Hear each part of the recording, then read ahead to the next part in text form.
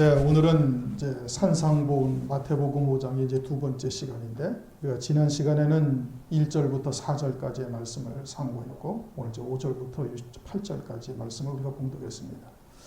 1절부터 4절까지의 말씀의 중요한 내용들은 무리와 제자들을 하나님께서 구별하셨다. 오늘도 교회가 무리에 속한 신앙이 있고 제자에 속한 신앙이 있다. 제자에 속한 신앙은 산에 올라온다 이겁니다. 주님을 따라 이제 산에 올라가서 말씀이 어디로 인도하든지 따라가는 그와 같은 신앙의 모습인데, 이 산은 어떤 산이냐? 이 산은 따로 높은 산이요, 크고 높은 산. 요한계시록 21장이나 마태복음 17장 1절에 나와 있는 그 산을 말하는 거다. 산은 성경에서 찾아야 되는데, 그 산은 결국은 갈라디아서 4장의 교회를 말하는 것이고, 따로 높은 영광, 산의 영광을 보여주는 말씀이 있는 교회를 말하는 거예요. 왜 그러냐? 마지막 때는 노아의 때와 같은데, 노아의 때는 물의 홍수로 다 멸망당했지 않습니까?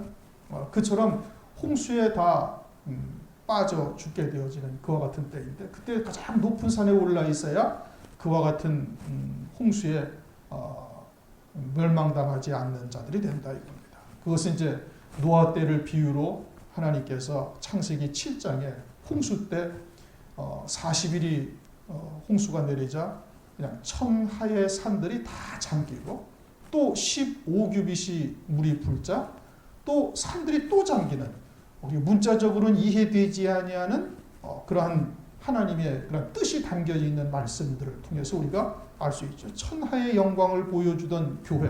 그래서 아무리 천하의 높은 산이라 할지라도 홍수가 나면은 그냥 일순간에 다 홍수에 빠져 죽는 자들이 되는 것이고, 남아있는 산은 그럼 천상의 산이 남아있는데, 천상의 산도 작은 산들은 다 덮인다 이겁니다. 물에 다 잠기는 거예요. 그러니까 따로 높은 산의 영광을 보여주는 말씀이 있는 교회 외에는 다 멸망당하는 거예요. 홍수물에. 그와 같은 산으로 제자들이 올라가고 있다. 그래서 작은 산, 천상의 산이라 할지라도 작은 산은 물에 잠기는 것이 마태복음 2장 15절에 헤롯 왕 때 2살 이하의 아이들이 다 죽임 당하는데, 그것은 산의 아이만 죽임을 당하죠. 여자들은 죽일 필요가 없는 거예요. 이미 여자의 신앙, 딸의 신앙이기 때문에 그들은 뭐 건드릴 필요가 없고, 산의 아이인데 2살 이하의 아이들이 다 죽임당하는 거예요. 그러니까 천상의 산이라 할지라도 따로 높은 산의 영광에 이르지 못한 그와 같은 젖먹이 어린아이의 신앙은 다 멸망당한다. 이거는 히브리서 5장에서도 말씀을 하고 있다. 말씀의 초목, 그것이 헬라어로 스토이케이온이라는 단어인데, 젖먹이 신앙, 단단한 음식을 먹지 못하는 자, 의의 말씀을 경험하지 못한 자, 히브리서 5장 11절 이하에 쭉 말씀을 하고 있지 않습니까? 그 스토이케온이라는 것이 베드로후서 3장 10절에 뜨거운 불에 다 그 체질이 다 풀어진다. 그 체질이라는 단어하고 똑같다 이거예요. 그리고 성경에서 계속해서 강조하고 하나님께서 그와 같은 비밀들을 우리에게 말씀해 주시고 있는 거예요. 그러니 반드시 산에 올라간 자여야 된다. 입을 열어 가르쳐 가라사대라는 것은 시편 2편 12절에 그 아들에게 입 맞추라. 그 입 맞추라는 것은 왜 굳이 입이라고 표현하는 것은 그와 같은 의미다. 주님의 입에서 나오는 말씀을 바로 입으로 받아 먹는 자가 되어야 돼. 왜? 이제 이 복에 대해서 바뀌고, 계명도 바뀌고, 살인죄도 바뀌고, 간음죄도 바뀌고, 다 바뀌는 거예요. 이제 요한일서 2장 7절 8절 말씀처럼 참빛이 비추이니까 이제는 어둠의 빛에서 이제 완전히 새로운 계명으로 참빛으로 바뀐 거예요. 율법에서 복음으로 그와 같이 행함의 도에서 이제는 온전한 믿음의 도로 하나님의 말씀이 다 바뀌어졌다. 그것을 깨닫지 못하면 어떻게? 억을 받는 자가 되는 거예요. 그 아들에게 입맞추지 않으면 망하는 자가 된다. 그러니 반드시 이와 같은 하나님의 말씀을 깨닫는 자여야 된다. 영이 가난한, 심령이 가난한 자는 영이 가난한 자. 영이 가난하다라는 것은 세상의 것으로서는 우리의 영이 충족되지 못함을 깨닫는 것이 영이 가난한 자. 그래서 주님은 아버지의 뜻만 딱 이루시러 이 땅에 오셔가지고 그대로 이루시는 거예요. 그것이 모든 믿는 자들의 대표로서 주님이 우리에게 보여주신 거거든요. 그리고 주님이 가난한 자다. 고린도후서 8장 9절. 부유하신 자로 돼 가난하다. 주님의 가난함은 땅 한 평 없고 돈 한 푼 없고 그것을 가난한 것이 아니라 영적으로 가난한 자, 이게 영이 가난하다라는 것이 뭘 말하느냐? 그것은 세상의 것으로는 우리는 아무것도 채워줄 수 없어요. 돈도 지식도 또는 명예나 권세나 이런 것으로 우리의 영이 채워질 수 없음을 깨닫는 것, 그는 성령께서 알게 하시는 거예요. 그러니 그것 자체가 이미 복을 받은 거예요. 그 자체가 복을 받았으니 이제는 하나님의 말씀이 다스릴 수 있는 하나님의 나라가 이제 이루어지기 시작을 하는 거예요. 이전에는 돈이 내 생각을 지배하고 이전에는 우리의 육체적인 것들이 우리 생각을 지배했는데 이제는 하나님의 말씀이 나를 다스릴 수 있는 나라가 이제는 천국이 이루어지기 시작한 거예요. 그리고서는 애통하는 자가 복이 있다라는 것은 죄를 지어서 애통하고 회개할 때 애통하고 그것을 말하는 것이 아니라 하나님께서 이제는 그런 영의 세계를 열어주셔서 말씀을 깨닫게 했는데 그 말씀에 합당한 믿음으로 쫓아가지 못하는 자신을 바라보면서 애통이 하는 거예요. 그것이 온전한 제자의 신앙이 돼요. 그러한 자들에게 하나님께서 어떻게? 하나님께서 그렇게 위로를 주다. 어떠한 위로? 성령으로 말미암아 위로를 주시는 거예요. 하늘의 지혜와 계시의 영을 통해서 하늘의 영광을 보여주시고 그리고 그 영광을 이루어 가시는 전능하신 하나님의 능력을 깨우쳐 주셔서 나는 무능하고 할 수 없지만 하나님께서 우리를 그와 같은 영광의 자리를 이끌어 가시는 것으로 우리를 위로한다. 이게 말씀과 은혜는 체험했는데 우리가 믿음으로 살고자 해도 쫓아가지 못하는 우리들에게 하나님께서 우리의 구원을 이루어 가시는 그 놀라운 역사를 그리스도를 통해서 우리에게 보여주셨다 이겁니다. 죽은 자 가운데서 다시 일으켜 세우셔서 하나님 보좌 우편 영광에 앉히셨는데 이것이 하나님의 전능하신 능력으로 믿는 자에게 이루시는 하나님의 능력이 그러하다는 거예요. 에베소서 1장 19절 20절에 그걸 말씀하고 있지 않습니까? 그것으로 우리를 위로하신다 이거예요. 그리고서는 이제 못하면 뭐예요? 이제 온유한 자는 복이 있다. 온유라는 것이 세상적인 개념으로는 마음이 부드러운 자, 유순한 자가 온유해요. 근데 성경적 온유함은 그것을 말씀하고 있지 않아요. 주님은 나는 온유하고 겸손하니 마태복음 11장 29절에 주님이 온유하시다는 거예요. 주님이 온유하시고 민수기 12장을 보면은 이 모세가 지면에서 그 온유함이 상하다. 모든 사람보다 온유하다. 그런데 주님도 화를 내셨죠. 막 성전에 들어가서 장사하는 자들의 상을 엎으시고 바리새인들에게 독사의 새끼들아 어마어마한 책망을 하시고 화를 내시다. 분노하셨다는 거예요. 모세는 또 어떻게 했어요? 무리바에서 그냥 바위를 갖다가 지팡이로 하나님께서는 명하여 물을 내라 했는데 그냥 바위를 갖다 화가 나가지고 확 때리치지 않았습니까? 그런데 모세가 지면에서 모든 사람보다 온유함이 승하돼요. 가장 온유한 자리는 거예요. 예수님도 온유한 자리에 화를 내셨는데 그러니까 이 국어사전에 나와 있는 온유함과 성경에서의 온유함은 전혀 다른 것이에요. 성경에서의 온유함은 뭘 온유하면 예수님은 오직 하나님의 말씀에 절대 권위를 두는 거예요. 다른 것은 아무것도 생각하지 않아요. 40년 연단을 받은 모세도 하나님의 말씀 앞에 아주 절대적인 순종을 하는 그와 같은 모습을 보였거든요. 그것이 성경에서 말씀하시는 온유함이에요.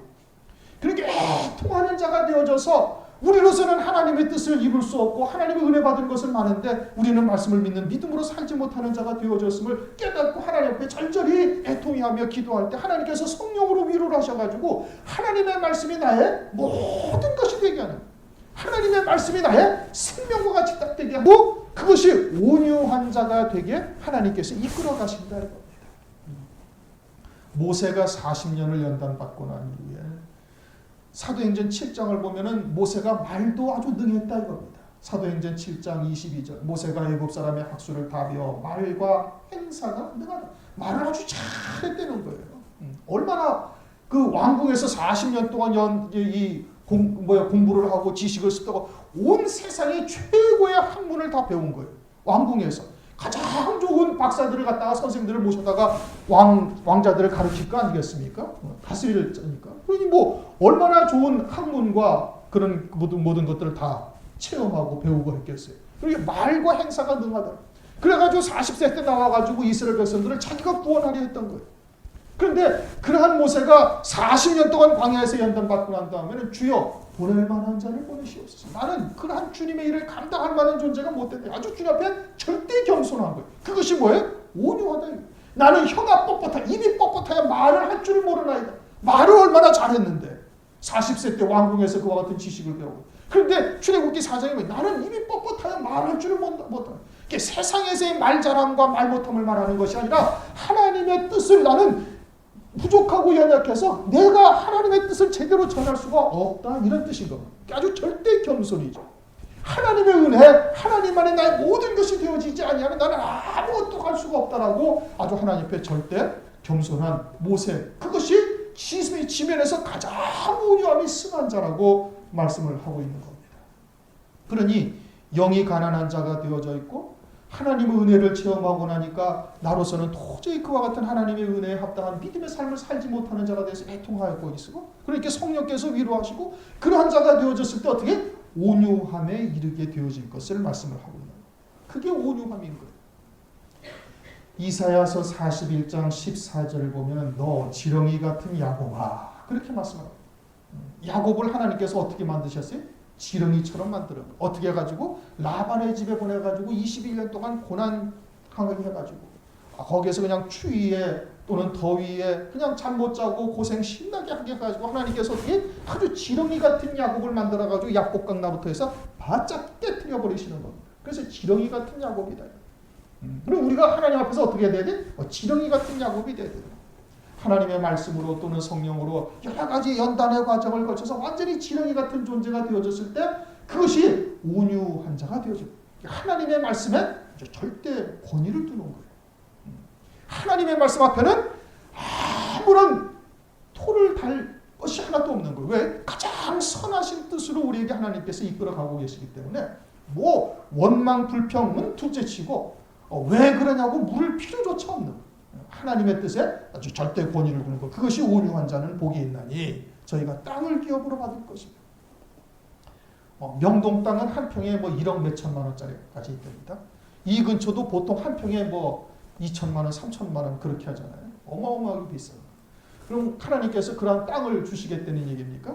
그런 뜻은 아니죠. 그렇죠? 이 땅이라는 것은 어떤 땅을 말하는 거냐면은 마태복음 13장에 보면 4가지 땅이 있는데 가장 좋은 땅은 30배, 60배, 100배의 열매를 맺는 땅이 가장 좋은 땅이에요. 그러니까 그렇게 하나님의 말씀이 우리에게 심겨져서 30배, 60배, 100배의 결실 맺는 땅을 기업으로 받게 된다. 이 뜻인 겁니다. 그것을 말씀하고 있는 거지 세상에 무슨 명동 땅이나 또는 강남의 요지 테헤란로의 주변에 있는 땅을 갖다가 한 1000평씩 주겠다. 그런 뜻이 절대 아니에요. 30배, 60배, 100배로 결실을 맺는 그러한 땅이 기업 땅으로 우리의 기업을 받게 되어질 것이다. 그런데 마가복음 10장 29절을 보면 100배를 받되 핍박을 겸하여 받고 반드시 핍박과 연단, 환난의 과정을 거쳐야 그와 같이 온유한 심령들이 되어지기 때문에 핍박을 견다. 그렇게 말씀을 하고 있는 겁니다. 모세가 40년 미디안 광야에서 연단을 받은 같이 핍박을 겸하여 연단을 겸하여 받게 되어질 것을 말씀을 하고 있는 것이죠. 그래서 온유한 자는 복이 있나니 저희가 땅을 기업으로 받을 것입니다. 6절 의에 줄이고 목마른 자는 복이 있나니 저희가 배부를 것입니다. 의에 줄인다. 의라는 것은 하나님의 의를 말하는 겁니다. 사람의 의를 말하는 것이 아니고 이건 이미 이제는 제자들의 신앙이고 산에 올라온 자들이고 이들에게는 하나님의 의가 무엇인지를 알고 있는 거예요. 하나님의 의는 뭐예요? 예수 그리스도가 하나님의 의.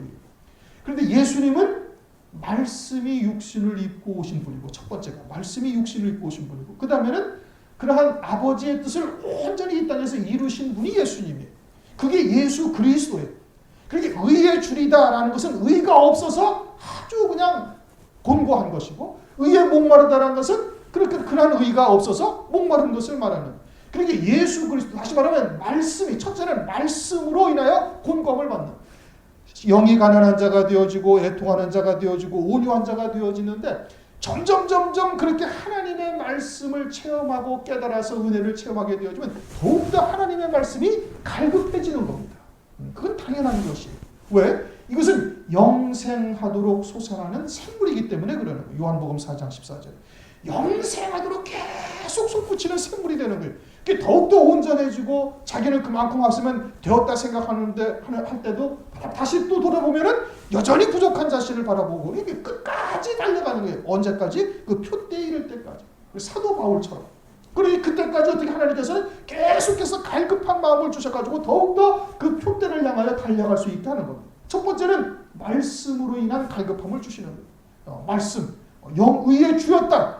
예, 주님은 요한복음 6장에 내가 하늘로서 내려온 생명의 떡이다. 요한복음 6장 55절 내 살이 참된 양식이요. 의의 줄이다라는 것은 그리스도, 예수 그리스도로 줄인 것이에요. 예수 그리스도로 줄이다라는 것은 다시 말하면은 하나님의 말씀이 내게 양식이 되어지는데 그 말씀에 대해서 늘 갈급해하는 심령이 되어지는 그와 같은 자가 복이 있다 이겁니다. 왜? 그러면 계속해서 하나님께서 채워주시는 것이니까. 하나님의 은혜를 체험하고 믿음으로 살고자 결단하고 다짐하자 늘 넘어지고 실족하고 여전히 주님에게는 가까이 가지 못하고 있는 우리 자신을 바라보면서 그것으로 인해서 갈급해하는 거예요. 의의 주님자예요. 목마른 자, 주님은 내 피가 참된 음료다 이거예요. 그리고 주님의 보혈의 공로가 없이는 우리는 구원의 소망이라고는 전혀 없는 존재라는 것을 절절히 깨닫고 있는 자에게 하나님께서 또한 은혜를 베풀어 주시는 겁니다. 우리가 믿음으로 산다고 늘 다짐은 하지만은 그럼에도 불구하고 여전히 넘어지고 자빠지고 또 실족하는 우리 자신들의 모습을 우리는 너무나 잘 알고 있는 거예요. 그러니 늘 의에 줄이고 의에 목마를 수밖에 없는 존재들인 겁니다. 그것을 깨닫고 하나님 앞에 늘 부족한 자신을 바라보면서 하나님 앞에 은혜를 구할 때 하나님께서 어떻게 하신다? 배부르게 해주신다 이겁니다. 이거는 내가 스스로 먹어서 배부른다는 것이 아니라 말씀 자체가 배부를 것이며라는 것이 수동태. 하나님께서 배부르게 해주시는 은혜를 채워주시는 것을 말하는 것입니다. 그러한 중심에게 하나님께서 은혜를 베풀어 주십니다. 신명기 11장을 보면은 10절 이하의 애굽 땅과 가나안 땅에 대해서 설명을 하고 있습니다. 애굽 땅은 거기는 비가 필요가 없어요. 왜? 애굽에 큰 하수가 흐르기 때문에 애굽 땅에서 농사 지을 때는 그냥 발로 물대기 하는 것처럼 아주 쉽다 이겁니다. 그런데 가나안 땅, 너희가 얻으려 하는 땅은 산과 골짜기가 있어 물을 흡수하는 땅이요 물을 저장하지를 못해. 그러니까 어떻게 해야 돼? 하나님 하늘에서 비가 내리지 않으면 도저히 살 수 없는 땅이다. 그러니 가나안 땅과 같은 중심이 되어야 하나님께서 여호와께서는 항상 그 눈으로 거기를 세초부터 세말까지 항상 주시하고 있다. 어떤 땅을? 가나안 땅을. 가는 중심을 하나님께서는 늘 주시하고 있으면서 그들에게 하나님이 은혜를 베풀어 주신다 이겁니다. 애굽 땅과 같은 중심은 하나님이 은혜를 베풀어 주시지 않는 거예요. 왜? 갈급해하지 아니하니까. 그 땅은 그냥 애굽 하수에서 언제든지 물을 끌어다가 농사를 지을 수가 있으니 비가 내리지 아니해도 농사를 짓는데 전혀 하자가 없는 거예요. 그러니 하나님의 은혜가 없이도 얼마든지 자기의 힘으로 살 수 있다 하는 곳이 애굽 땅과 같은 중심인 것이고 가나안 땅은 어떠한 땅이? 그것은 하늘에서 비가 내리지 않으면 도저히 살 수 없는 농사도 지을 수도 없고 아무 작물도 할 수 없는 그와 같은 땅인데 그러한 중심을 하나님께서는 세초부터 세말까지 항상 지켜보시고 있다. 불꽃 같은 눈동자로 지켜보시고 그러한 중심에게 하나님께서 어떻게 하신다? 은혜를 베풀어 주신다 이겁니다. 그러니 의에 줄이고 의에 목말라 하는 그와 같은 자들은 그것은 성령으로 말미암아 계속해서 영생토록 솟아나는 샘물을 갈급하게 하신 것이죠. 그러니 이미 복을 받은 자이고 그러한 중심에게 하나님께서 계속해서 은혜를 베풀어 주시니 저희가 배부를 것이미요 라고 말씀을 하고 있는 겁니다. 그들에게 하나님께서 더욱더 크신 은혜를 베풀어 주시는 것이죠. 마지막 때 또한 목말라 하는 자가 있음을 요한계시록 22장 17절에 말씀을 하고 있습니다. 성령과 신부가 말씀하시기를 오라 하시는도다. 듣는다도 오라 할 것이요 목마른 자도 올 것이요 또 원하는 자는 값없이 생명수를 받으라 하시더라. 마지막 때 목마른 자가 있다는 겁니다. 주의 재림의 때. 왜 주의 재림의 때냐? 성령과 신부가 말씀하셨으니 신부라는 것은 재림하실 주님을 신부로 맞이할 수 있는 믿음의 자리에 이미 선 자예요. 성령으로 말미암아 재림하실 주님을 맞이할 기름 준비한 다섯 처녀와 같은 자리에 이미 선 자들이 신부인 거예요. 그들에게로 오라 이거예요. 누가? 목마른 자들이 오라 이거예요. 목마른 자들이 오면 하나님께서 어떻게 한다? 그들의 갈증을 다 해결할 수 있는 하나님의 진리의 말씀을 그들에게 주시리라. 재림하실 주님을 맞이할 수 있는 그와 같은 말씀을 주시리라. 마지막 때 목마른 자들이 있게 되어질 것을 말씀을 하시고 그와 같이 의에 줄이고 목마른 자에게 하나님께서 복을 주시는데 저희들이 배가 부르게 되어질 것이다. 그렇게 말씀을 하고 있는 겁니다. 산 자는 목마름을 알아요. 근데 죽은 자나 잠자는 자는 자기가 갈증을 느끼는 걸 알아요? 몰라요? 그건 모르는 겁니다.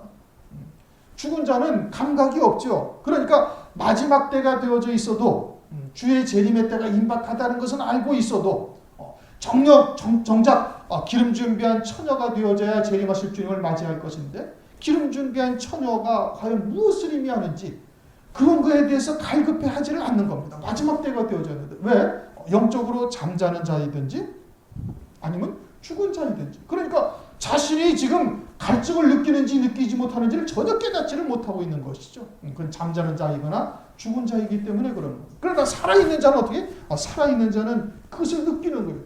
주의 재림의 때 어떻게 해야 어린 양의 안에 그리스도의 신부가 될 것인지를 그것을 궁금해하고 그것으로 인해서 갈급해하고 그리고 그러한 말씀을 찾으려고 하는 겁니다. 그건 의에 줄이고 목마른 자가 되는 것이고 그들은 하나님께서 저에게 배를 부르게 해주신다.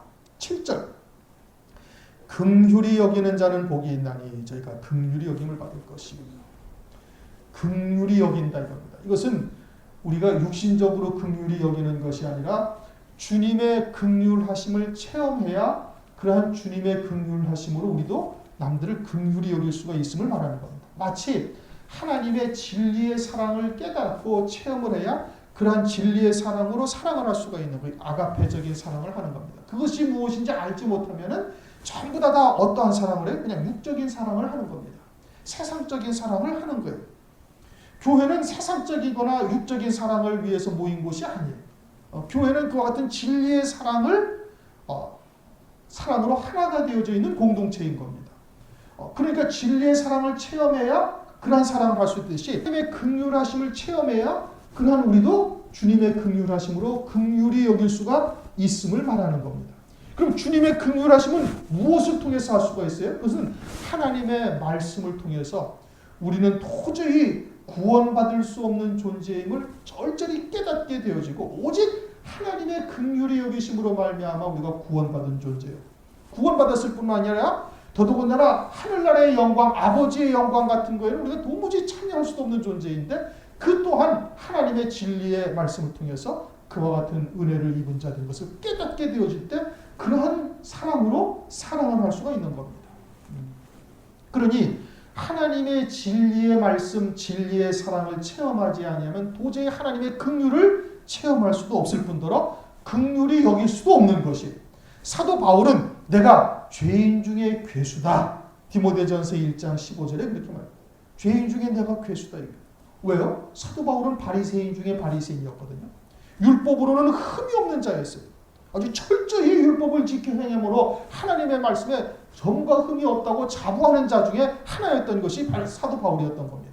그런데 하나님의 말씀을 깨닫고 하나님의 은혜를 체험하고 하나님의 진리를 온전하신 하나님의 뜻을 깨우쳐 나가면 나갈수록 자신이 죄인이라는 것을 깨닫는 거예요. 그럼에도 불구하고 그와 같은 어마어마한 영광의 자리를 이끌어 가시는 하나님의 긍휼하심, 하나님의 사랑을 체험하니 그러니 자기를 죽이는 자, 자기를 핍박하는 유대인들을 전혀 미워하지 아니하고 어떻게 돼요?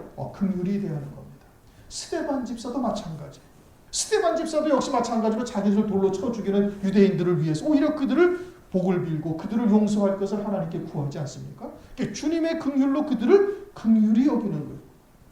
긍휼히 여기지 아니하면 긍휼 없는 심판이 우리에게 있습니다. 야고보서 2장 13절에 말씀하고 있지 않습니까? 긍휼히 여기지 아니하는 자는 긍휼 없는 심판을 받는데 긍휼이 그 모든 것을 하나님께서 다 이기게 하신다고 말씀하고 있잖아요. 긍휼히 여기지 아니하면 우리가 역시 공의의 하나님, 즉 하나님의 말씀이 율법적인 잣대로 우리에게 와 있는 것이고 그러면 우리 스스로 겉으로는 표현하지 아니해도 하나님의 말씀의 잣대를 가지고 그들을 정죄하고 비판하는 우리 스스로의 모습을 우리가 알 수가 있는 겁니다. 그러니 진리의 사랑 안에서 하나님의 긍휼하심을 체험하는 자가 되어야 되는 거예요. 나 같은 죄인이 감히 하나님의 은혜를 입어서 또는 영광의 자리까지 이룰 수 있다는 것이 얼마나 하나님의 큰 은혜인지를 깨닫게 되어진다면은 그러면은 우리를 대적하는 자거나 핍박하는 자거나 또는 조롱하는 자거나 그러한 자들에게 하나님께서 우리가 그들을 갖다가 정죄하거나 비판하지 아니하고 도리어 그와 같이 긍휼히 여길 수 있는 자가 되어진다. 그렇게 긍휼히 여기는 자가 복이 있나니 저희가 긍휼이 하나님으로부터 또 더 큰 은혜를 입게 되어질 것을 말씀을 하고 있는 겁니다. 그러한 하나님의 긍휼은 우리가 무엇을 잘 행해서 하나님으로부터 받는 것이 아니라 하나님께서 일방적으로 우리에게 그러한 사랑을 베풀어 주시는 겁니다. 로마서 9장 15절 16절 모세에게 이르시되 내가 긍휼히 여길 자를 긍휼히 여기고 불쌍히 여길 자를 불쌍히 여기리라. 그런즉 원하는 자로 말미암음도 아니요 오직 긍휼히 여기시는 하나님으로 말미암음이라. 그리고 우리가 긍휼히 여김을 입었다라는 것은 이미 복을 받은 자다 이겁니다. 이미 복을 받은 자여 그와 같은 하나님의 진리의 사랑에 더 깊이 체험해서 심지어는 우리를 죽이려는 자까지도 긍휼히 여길 수 있는 자리까지 이르러야 되는 거예요. 이거 주님이 걸어가신 길이 그러하고 제자들이 걸어갔던 길이 다 그러했던 겁니다. 다음 8절 마음이 청결한 자는 복이 있나니 저희가 하나님을 볼 것이며. 마음이 청결한 자 그러면은 철저하게 회개하는 자가 마음이 청결한 자인가?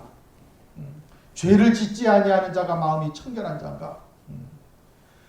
성경은 뭐라고 말씀하시는 거 아니에요? 에레미야서 17장 9절에 만물보다 거짓되고 심히 부패한 것은 마음이라 누가 능히 이를 알려? 사람의 마음이 가장 마태복음 15장 18절 20절 입에서 나오는 것들은 마음에서 나오나니 이것이야말로 사람을 더럽게 하느니라. 마음에서 나오는 것은 악한 생각과 살인과 간음과 음란과 도적질과 거짓 증거와 회방이니 이런 것들이 사람을 더럽게 하느니라. 그러니 스스로 정결하게 하고자 한다 해서 깨끗함을 입을 수가 전혀 없는 겁니다.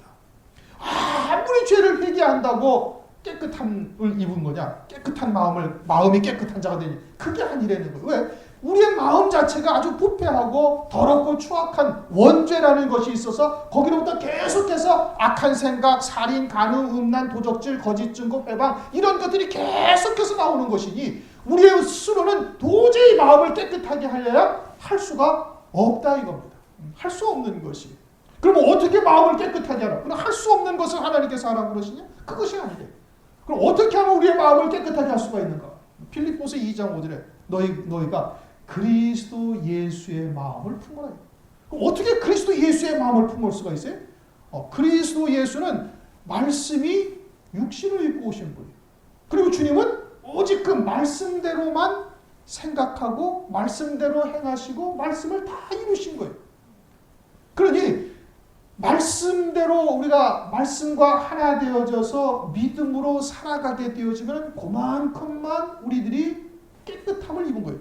그 하나님의 말씀이 우리를 주장하는 삶이 되어진 만큼 우리가 청결함을 입은 거예요. 왜요? 하나님의 말씀이 순결하기 때문에. 시편 12편 6절 여호와의 말씀은 순결하며 하나님의 말씀만이 깨끗하다는 거예요. 하나님의 말씀만이 아주 순결한 것이. 그러니 하나님의 말씀이 우리의 신비에 새겨져서 그 말씀을 믿는 믿음으로 살아간다면 그 하나님의 말씀을 믿는 믿음만큼 우리의 마음이 순결한 거예요. 요한복음 15장 3절 내가 일러준 말로 이미 깨끗하였습니다. 하나님의 말씀으로 깨끗해요. 에베소서 5장 26절 너희가 물로 씻어 말씀으로 깨끗하여졌어요. 말씀이 아주 순결하고 말씀이 깨끗한 것이니 하나님의 말씀을 믿는 믿음으로 사는 만큼 우리가 깨끗해진 거예요. 그래서 성령으로 히브리서 8장 10절에 성령으로 하나님의 말씀을 우리의 마음에 새기신다는 거예요. 하나님의 말씀이 우리에게 성령으로 생각나게 하시고 그 말씀에 우리가 붙잡혀 살아갈 수 있도록 우리를 이끌어 가시는 겁니다. 그 하나님의 말씀을 믿는 믿음만큼 우리의 마음이 깨끗해지는 거예요. 의에 줄인 자, 의에 목마른 자, 그런 다음에는 긍휼히 여기는 자가 되어지고 하나님의 말씀이 영생토록 솟아나는 샘물이 되어서 계속 의에 줄이고 갈급한 자가 되어지니 그 말씀이 우리에게 자리한 만큼 그 말씀이 나를 주장하시는 만큼 우리의 마음이 청결한 자, 깨끗한 자가 되어졌다 이겁니다. 우리 스스로는 아무리 죄를 짓지 아니하고 회개하고 깨끗한 마음을 가지고 하려고 한다고 될 수 있는 게 아니라 산속에 들어가서 10년 동안 20년 동안 죽을 때까지 돌을 닦아도 될 수 있는 일이 아니다 이겁니다. 사람은 그 자체가 원죄라는 거역의 씨가 이미 심겨져 있어서 아무리 스스로 청결함을 입으려고 하고도 정결한 자가 되려고 하고도 깨끗한 자가 되려고 해도 될 수가 없는 것이에요. 그건 성경이 말씀하고 있는 거예요. 우리 마음에서 나오는 것은 그냥 악한 생각이요, 더럽고 추잡한 것이요, 거짓 증거, 회방과 온갖 악한 역사들만 우리의 마음에서 계속해서 생각나게 되어지는 거예요. 그러니 예수와 함께 정과 욕심을 딱 못 받고, 갈라디아서 5장 24절 말씀대로 정확하게 하나님께서 말씀하고 있어요. 우리 정과 욕심을 딱 못 박은 자가 돼요. 그리스도 이름으로 세례받은 자가 되어져서 이제는 그리스도 안에서 새 생명으로만 딱 사는 자가 되어져서 그렇게 죽은 자로 여길지어다. 그 믿음으로 되는 거예요. 그리고서는 하나님의 말씀을 우리의 모든 것으로 삼게 되어질 때, 그럴 때 그 말씀을 믿는 믿음만큼 우리의 마음이 청결한 자가 되어진다. 마음이 청결한 자는 복이 있는, 어떤 복을 받은 거예요? 하나님으로부터 엄청난 복을 받은 거다 이겁니다. 이미 그만큼 하나님의 나라가 우리의 심령 속에 이루어진 것이니 이보다 더 큰 복이 있을 수가 없는 거예요. 마음이 청결한 자는 복이 있나. 저희가 누구를 봐요? 하나님을 본다는 거예요. 그런데 하나님은 형상이 있어요, 없어요? 하나님은 형상이 없어요. 골로새서 1장 15절. 그는 보이지 아니하신 하나님의 형상이에요. 하나님은 보이지 아니하신다 이겁니다. 야고보서 1장 17절. 그는 변함도 없으시며 회전하는 그림자도 없으시고. 하나님은 회전하는 그림자도 없으시고. 그런데 마음이 청결한 자는 하나님을 본다. 요한복음 14장을 한번 보시겠습니다.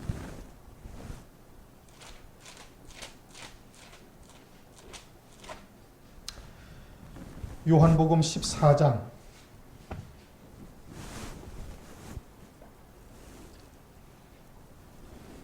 8절부터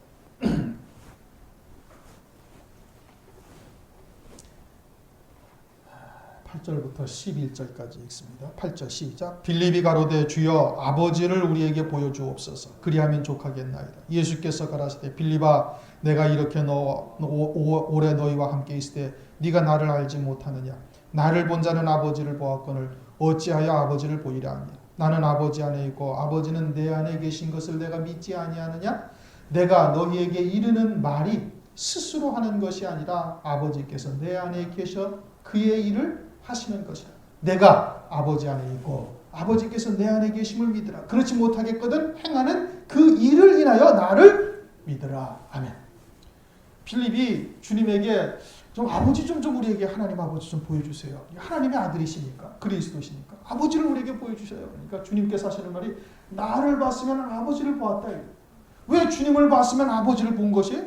그것은 주님이 하시는 말씀이 주님이 스스로 하는 말이 아니라 아버지께서 내 안에 계셔서 너희에게 이르는 말이다 이거예요. 그러니 그 말을 진리의 말씀을 통해서 너는 아버지를 본 것과 같다 이 뜻인 겁니다. 그것을 믿지 못하겠거든. 그러면은 나타나는 역사를 보고 믿으라 이겁니다. 어떤 역사가 나타나는데? 죽었던 자가 살아나고 눈먼 자가 다시 보고 귀머거리가 듣게 되어지고 중풍병자가 일어나고 문둥병자가 치료받는 영적인 그와 같은 놀라운 역사가 지금 일어나고 있지 아니하냐? 이것이 어떻게 세상의 교훈이나 세상의 철학이나 세상의 윤리도덕이나 사람들의 가르침으로 어떻게 그런 일이 있을 수가 있겠는가? 그거 없죠. 있을 수가 없는 겁니다. 그런데 주님의 입에서 나오는 말씀으로 막 소경이 눈을 뜨는 것, 하나님 나라가 보이게 되어지고 그 영이 죽었던 자가 다시 살아나게 되어지고 영이 문둥병 걸렸던 자가 치료받고 귀신 들렸던 자, 바리새인들, 독사의 새끼들, 마귀에서 난 자식들이 새롭게 하나님의 나라를 바라보는 하나님의 아들로 거듭나는 역사가 나타나게 되어지니 이것이 하나님의 역사고 그것이 바로 하나님을 본 것이다. 그럼 마음이 청결한 자가 되어지면 내 안에 뭐가 다스려요? 하나님의 말씀이 다스리는 거예요. 그 말씀이 다스리는 청결한 마음이 되어졌으면 그도 하나님을 그와 같이 바라보게 되어진다 이겁니다. 내 마음에 비추이는 것이 상대방에게도 다 비추이는 겁니다, 여러분. 그렇죠? 그것은 우리가 일상으로 다 알 수가 있는 것이고 영적으로 조금만 깨어져 있으면 금방 알아요. 금방 알아. 그렇게 상대방의 마음과 생각도 웬만한 것은 다 읽을 수가 있는 거. 무엇을 생각하는 것이 금방금방 성령께서 깨우쳐 주시는 거. 마찬가지로 내가 진리 안에서 있는 자가 되어져 있으면은 하나님의 말씀이 나를 다스리는 심령이 되어져서 등불이 켜져 있으면 빛이 있으면은 그러면 상대방을 통해서 또는 주의 종을 통해서 선포되어지는 진리의 말씀이 무엇인지를 깨닫고 하나님을 보게 된다 이 뜻인 겁니다. 무슨 뜻인지 이해가 되셔요? 사무엘상을 한번 보시겠습니다. 사무엘상 사무엘상 3장 20절.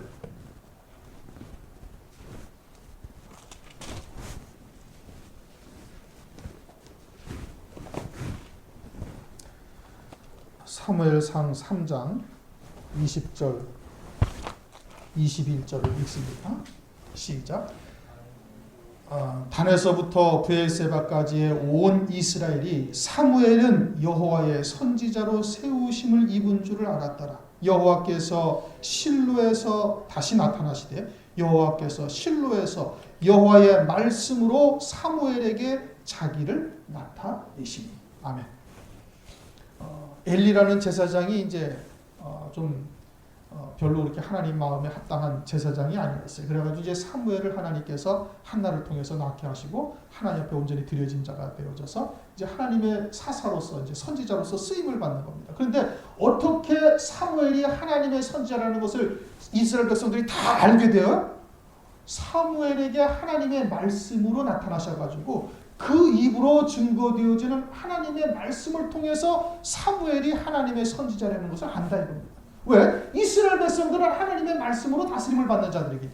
하나님께서 그들을 율법과 계명으로 그들을 하나님의 백성으로 세우셨거든요. 그러니까 무엇이 참된 하나님의 말씀인지를 알고 있는 거예요. 그러니까 사무엘을 통해서 사무엘이 선지자라는 것도 알 뿐 아니라 사무엘이 입을 통해서 나오는 하나님의 말씀을 가지고 이것이 하나님의 말씀이다라는 것을 안다 이겁니다. 하나님을 그를 통해서 바라볼 수가 있는 거예요. 내 마음이 청결한 자가 되어졌으면, 다시 말하면 하나님의 말씀이 나를 다스리는 자가 딱 되어져 있으면 나도 하나님의 말씀으로 다스리고 하나님의 말씀으로 선포되는 주의 종이나 또는 우리 성도들이나 그것을 통해서 누구를 보는 거예요? 하나님을 볼 수 있다 이겁니다. 그리고 그것을 묻지 못하게든 그를 통해서 나타나는 역사를 바라보고 믿으라 이겁니다. 죽은 자가 살아나고 무등병자가 치유함을 받고 귀신이 쫓겨나가는 역사가 하나님의 말씀, 그 권세 있는 말씀을 통해서 나타나게 되어지니 그것을 통해서 얼마든지 하나님을 볼 수 있다고 말씀을 하고 있는 겁니다. 주님에게 빌립이 주님을 보여주시옵소서. 내가 너에게 이런 말이 이거 내가 하는 말이 아니다. 내 안에 하나님이 계셔가지고 너에게 증거하는 말씀이니, 그러니 그 말씀을 가지고 하나님을 보는 것이다. 세상의 윤리도덕이나 세상의 철학이나 이런 것이 아니지 않습니까? 주님이 하신 말씀이 영생에 이르는 말씀이요 하나님의 말씀이니 그 말씀을 가지고 주님을 통해서 하나님을 보는 것이고, 그것도 믿지 못하겠다거든 그 나타나는 표적을 가지고서 믿으라. 오늘날 우리들도 마음이 청결한 자는 하나님을 볼 수 있는 겁니다. 무엇을 통해서 봐요? 말씀을 통해서 보는 거예요. 주의 종의 입을 통해서 나오는 하나님의 말씀을 통해서도 볼 수가 있고, 또 하나님의 백성을 통해서 증거되어지는 그러한 하나님의 말씀을 통해서 볼 수가 있는 것이고, 또는 그러한 말씀을 통해서 죽었던 영혼이 살아나고 소경이 눈이 띄어져서 하나님 나라가 보여지게 되어지고, 귀신 들려서 그냥 마귀의 종으로서 살던 자들이 자유함을 풀리지 않습니까? 가난한 자에게 복음이 증거되어져서 눌린 자가 자유케 되고 포로된 자가 풀려나고, 그리고 눈먼 소경이 다시 보게 되어지는 역사가 반드시 주님이 계신 곳에는 나타나게 되어지는 거예요. 만약에 주의 종인데 하나님으로부터 부르심받은 주의 종이라고 하는 자에게서 그러한 역사가 나타나지 않으면 그건 주의 종이 아닙니다. 그건 가짜죠. 거짓 종이죠. 그건 마귀에게 붙잡힌 자요, 마귀의 하수인인 겁니다. 그러면 사람이 아무리 모이거든지 아니면 아무리 큰 교회 예배당을 지었든지 그건 상관이 없는 거예요. 주의 종에게는 반드시 그와 같은 권능이 나타나게 되어져 있는 겁니다. 그러면 그러한 말씀을 듣고 살아난 심령은 하나님을 무엇을 통해서 봐요? 말씀을 통해서 보게 되어지는 것입니다. 온유한 자는 뭐가 온유한 자라고 그랬어요? 하나님의 말씀에 절대 권위를 두는 것이에요. 세상의 온유가 아니에요. 그들은 30배, 60배, 100배로 결실을 맺게 되어지고, 그렇게 되어진 자들은 더 어떻게 하나님의 의에 줄이고 갈급한 자가 되어지는 거예요. 왜? 계속해서 영생하도록 솟아나는 샘물을 먹지 않으면 갈급해서 살 수가 없는. 그건 사도 바울이 표대를 향해서 이제까지 한 일은 난 돌아보지 않냐고. 나는 잡았다고 여기지도 아니한다. 오직 그 표대를 향하여 나의 달려갈 길을 끝까지 달려가겠노라고 고백하고 있지 않습니까? 그와 같은 중심이 되어져야 되는 거예요. 그 다음에는 그렇게 되어지면 어떻게 돼? 이제는 하나님의 진리의 사랑을 온전히 다 긍휼히 여길 수 있는 자가 되어지는 거예요. 용납할 수가 있다 이겁니다. 그러면 주님으로부터 또 어떻게 돼? 더 긍휼히 여김을 받는 거예요. 예, 긍휼은 모든 심판을 이기게 되어지는 것이고, 그렇게 되어지면 이제 어떻게? 이제 하나님을 볼 수 있는 단계까지 이렇게 되어진다.